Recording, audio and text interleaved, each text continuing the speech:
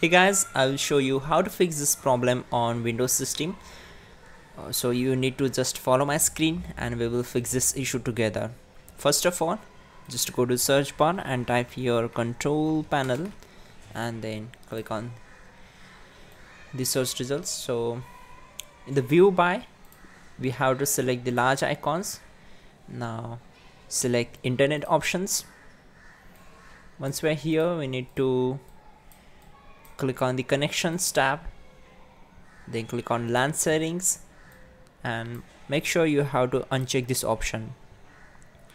Then click on OK, close this window, close all windows one by one, and in the next method just go to search bar, type view network connection.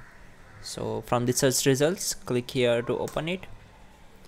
Once you are here, you need to right click on your internet connection, select properties, go for internet protocol version 4, select it and click on properties. Now make sure you have to select the IP address automatically option, and for the DNS server select this one. Click on OK, close all windows one by one and restart the system. Your problem will be solved.